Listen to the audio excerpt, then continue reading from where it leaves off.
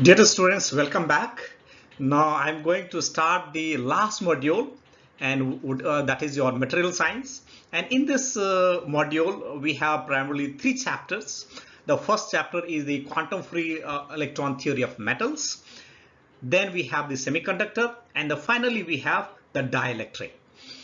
So today we are going to start from the quantum free electron theory of metals. That is, in this chapter we are going to look into the concept, the classical concept of the conductivity started, which we also call the Drude theory. And with the development of the science, it was observed that the classical theory is not able to entirely satisfy all the conditions of the conductivity. So there was need of the another theory which can satisfy the theory of conductivity in totality. And then we came to the new theory, which is known as the quantum free electron theory of the metals. So with the help of the quantum free theory of the metals, the conductivity was satisfied. All the conditions of the conductivity without if and but was completely satisfied. So during that process, many things evolved, and all those things was incorporated, and then we had finally the quantum free electron theory of the metals. Then we will be moving to the semiconductors, right? So again, in case of the semiconductor, we'll have the different class of the semiconductor, and then we'll be seeing the conductivity in case of the semiconductor. And then we have some of the experimental effect, like your Hall's effect, the application of the Hall's effect, and then finally we'll be moving to your dielectric. That is, how does you are getting you are able to store the charges inside the dielectric. It's not very easy, it's a little complex, but nevertheless we'll see in detail that how does the really the capacitance works, right? How does you really store the charges inside that? What is the condition for the polarization? How does the charge get polarized? And then why there is no flow of the current through the dielectric medium? Still we are able to store the charges. So all those things we are going to see in this module. So today we are going to start from the quantum free electron theory of the metals, and that also we are going to start from the classical theory, and then we'll be looking into in the failures. So in the today's class, we are just going to concentrate what was the your classical free electron theory. So what was the concept on which the classical free electron theory was proposed, and then from the next class we'll be saying the failures, and then we'll be taking up the quantum free electron theory. So now let us start with. So let us start with introduction. What we say, metal in general have high electrical conductivity, thermal conductivity, luster and density, and ability to deform under the stress without cleaving. That is, if you are going to put some forces, it will not break, right? It can expand, but it will not break. While there are several metals that have low density, hardness and melting points. These are extremely reactive and are rarely encountered in their elemental metallic form. So you must be knowing about mercury. Mercury is also your metal, right? So there are many elements which is when we form in the, that is metallic element, which is formed in the liquid state. The density is some of them are very low, right? The hardness is very low, melting point lies extremely low. So those are the different types of the metals. Let us see some of the properties of the metals or the characteristics of the metal.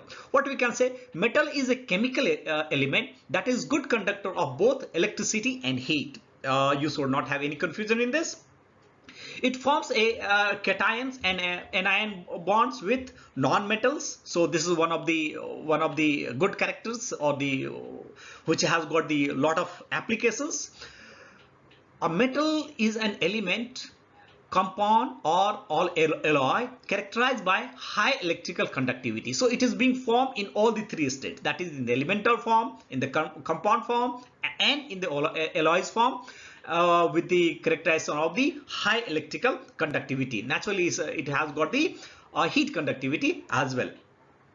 In metal, atoms readily lose electrons to form positive ions called cations. So you must be knowing that, let us suppose we have got any metal, So let me show you with this. So you have got any metal. So in case of the metal, you have the nucleus, or anywhere you have, whether it's a metal or non-metal, you have the nucleus, and then you have the different orbitals. In the orbitals, you have the electrons, right? So the maximum of the electrons that can be in the outermost orbit is your 3. So 1, 2, and 3 are your maximum of the electrons that can be formed in the outermost orbit.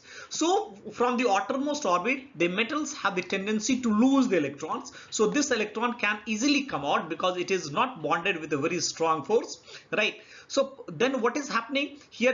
This atom is going to form the positive charge. So net positive charge will be there, and this electron will start moving throughout the crystal. So this is the atom that I have taken. One atom of the crystal I have taken.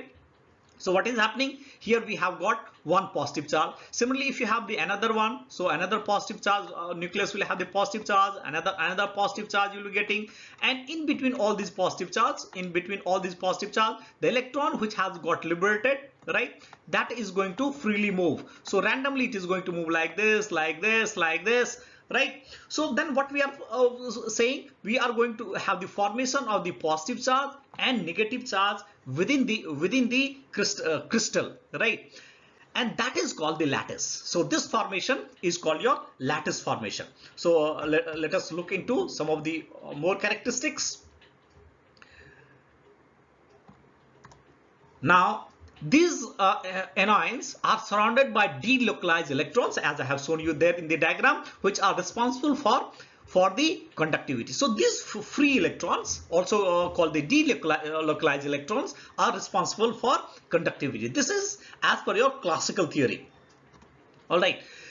The solid thus produced is held by electrostatic interaction between the ions and the electron cloud. So what is happening? So from all the atoms, the electron is getting liberated. So large number of the electrons will be there in the crystal, which is randomly moving, and those electrons are called electron cloud. Right. So there will be electrostatic force between the ions, that is the positive ions, and the electron clouds, which are called metallic bond. So you have the formation of metallic bond. Must be knowing.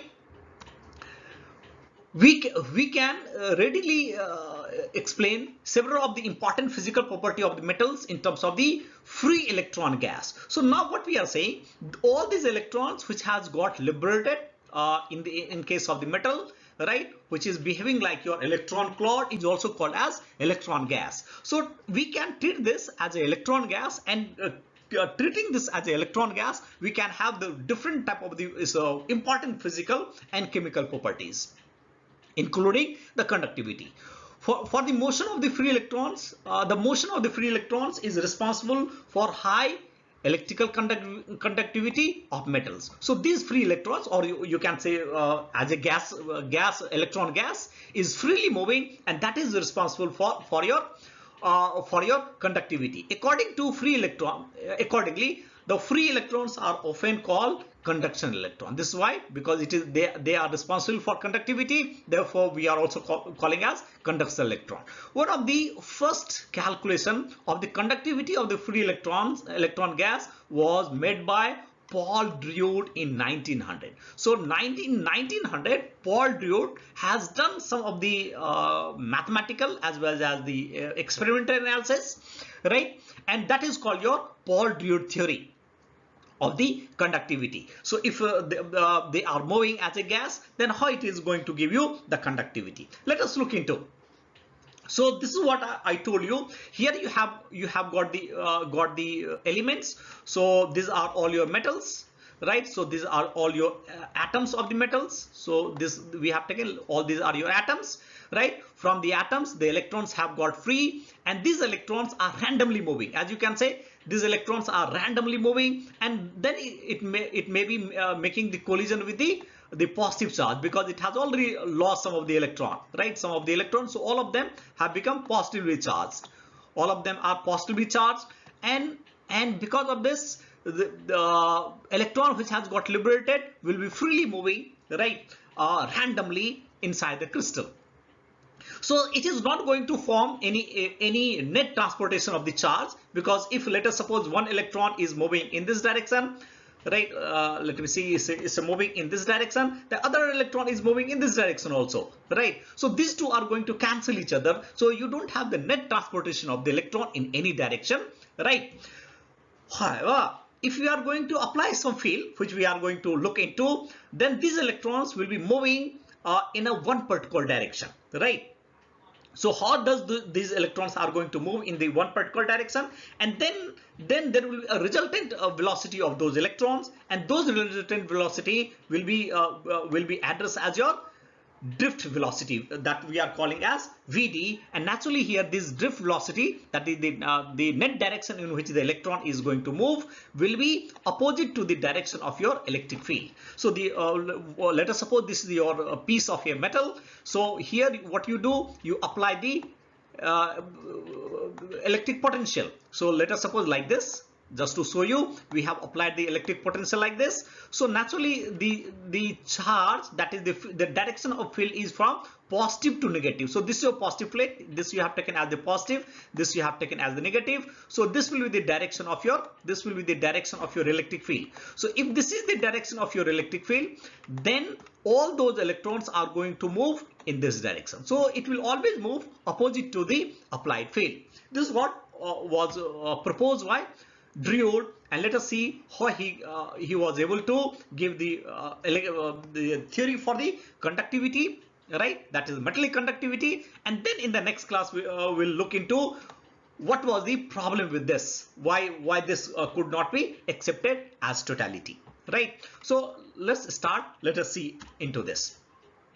Drude treated the electrons in a piece of the metal as the classical particles with a large thermal velocity of random direction. So what he's saying, the electron which has got liberated, so these are your electrons, this is just like a classical particle, and they are moving randomly in some directions, and therefore it will have a very high velocity it will have a very high thermal velocity, but it is moving randomly in any direction.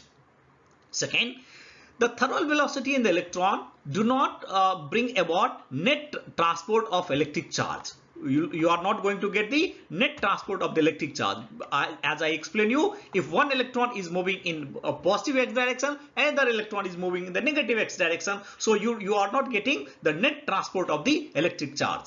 So what I have written, since on the average for electron moving in some given direction, there is another electron moving in the opposite direction. So you are not getting any particular direction in which the electron is.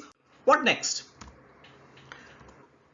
However, when the end of the piece of the metal are connected with the to the terminal of a battery or generator, so this is what I have shown you in the previous slide, that is, you just go and apply the electric field inside this. In this way, you just let us suppose this is your negative, this is your positive, so just you go and apply the electric field, right? So just you apply the battery in this, right? So then what we are getting, we will be getting, this will be the direction of your electric field.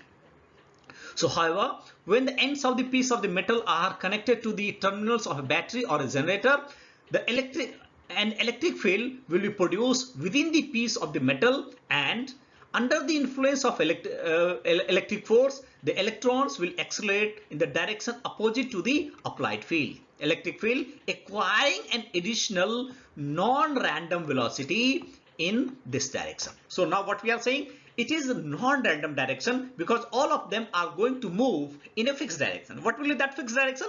Opposite to the applied field, and therefore they are going to have a resultant velocity. Whatever the earlier velocity it had, it is going to miss that. It is going to have the resultant velocity, and that velocity will be called as drift velocity. The additional velocity of the electrons will give rise to the transport of the charge. So now what is happening? The charge is going to move in one particular direction, and therefore naturally you are getting the transportation of the charge in one particular direction. The magnitude of the additional velocity is called the drift velocity, and it is being represented by Vd. So you should remember the direction of the drift velocity will be always opposite to the applied electric field. The number of the collision per second that an electron make with the ions of the lattice is proportional to its speed. Naturally, while it is going to move right, in one, let us suppose it is going to move in one particular direction opposite to your applied field. So this is the direction of the applied field. As you can see here, I have shown this is the direction of the applied field. So this will be the direction of your drift velocity. So it make the collision with your anions, right, which is already there. A positive charge is there, nucleus is positive charge, so it may make the collision with this. How many number of the collision is possible? Naturally, if it is faster, the number of the collision will also be more. If it is slower, the number of the collision is also going to be less. So what we have said, the number of the collision per second that an electron makes with the ions of the lattice is proportional to its speed. So therefore, this figure shows the symmetric representation of the electrons interaction with the positive ion cores of metals, or that we also call as the lattice. So based on whatever we have discussed, based on that, Drude was able to propose some theory, and this theory is known as the classical theory of conductivity. What it says: a metal is imagined as the structure of three-dimensional array of ions. It is the three-dimensional array of ions because they are periodically arranged. As you know, in case of the metals, the atoms are periodically arranged, right? So it is the three-dimensional array of the ions because the electrons have moved from each of the atoms, right? 1, 2, or 3 electrons have moved from each of the atoms. So those have become ions. Right, so it is the three-dimensional structure of the ions. The free moving valence electron move in between the array of ions. So between them, these electrons are moving. Such freely moving electrons cause electrical conduction. So what he is saying, these freely moving electrons are going to produce electrical conduction under the applied field, and hence as a conduction electron. This is being referred as conduction electron. So those free electrons are going to give the transportation in the direction opposite to the applied field, and therefore these electrons will be called as the conduction electron. This is the first theory which was given by Drude in 1900. What is the next? As we have discussed, these electrons are going to behave just like a gas particle. So if it is going to behave as a gas particle, then the kinetic theory of the gas will apply on these electrons also. So this is what I have written. Free electrons are treated as equivalent to gas molecule, and they are assumed to obey the laws of kinetic theory of gases. So all these electrons are freely moving electrons in a particular direction, are going to obey the kinetic theory of gases. In absence of the field, the energy associated with each of the electron, right, when you have not applied the electrical field, the energy that is going to be associated with them will be equal to 3/2 kT is equal to half m VTH square, where VTH is nothing so thermal velocity of the electrons, right? This is the second law. That is, these electrons are going to just behave like a gas particle, and since it has behaved like a gas particle, therefore it will have the kinetic energy, and it is going to obey the kinetic theory of gases. So according to the kinetic theory of gases, 3/2 kT equal to half mv square. Here mv is nothing, it is your thermal velocity of your electrons. What next? The electric potential due to ion cores is taken as constant throughout the body of the metal, and the effect of the repulsion between the electrons is considered insignificant. Let's try to understand what it does mean. The third one. Now in the crystal, or you can say in the lattice, so let us suppose this is your structure that we have taken. So here you have the positive ions, here you have the positive ions, here you have the positive ions. All of them are positive, and they are periodically arranged, right? So naturally there will be electrostatic force between this ion to this ion, this ion to this ion, or this ion to this ion. Between all of them, the electric potential will be acting. So it is whatever the potential be there, electrical conductivity is not going to be affected with the potential which has been created by this ions, or you can say ionic core. Similarly, now here we have the electrons also. So many free electrons are there, right? So between these free electrons, they are also going to produce, between the electron and electron, there will be a repulsive force, right? So whatever be the force, repulsive force between the electrons, their effect is just insignificant in the in case of electrical conductivity. So the effect of the repulsion between electrons is considered insignificant. So if electrons are going to interact, so naturally there will be the repulsive force. Those repulsive force are not going to play any significant role in case of conductivity. So this is your assumption of classical free electron theory of metals. Now last one, the electric current. Let me first delete this so that you'll be able to see it properly. The electric current in a metal due to applied field is consequence of drift velocity in a direction opposite to the direction of field. So naturally it is only when we are going to apply the electric field, all these electrons are going to move in one particular direction, and now of course that direction is opposite to your applied field, and because of that only you are getting the transportation of the charge, that is you are getting the electric current, as I had shown you in the previous slide. All right, so this is your assumption of the classical free electron of pre-electron. So my dear friends, now in the next class we are going to look into that if these principles are going to be checked, that is if you are going to apply for the electrical conductivity, does all this law entirely in totality it is going to let us suppose satisfy all the conditions. For example, what we are saying, the electrons is going to behave like a gas particle. So naturally if more number of the electrons are there, the conductivity should be more, right? So whether does it apply here? Because in case of the gas theory, what you say, it is going to follow as the kinetic theory of the gases. So 3/2 kT equal to 1/2 V half mv square, 1/2 mv square. This is what you are saying there. So naturally the thermal velocity is going to be more if you have the more number of the electron. So similarly the conductivity here will be more if you are getting the more number of the electron. Does it follow?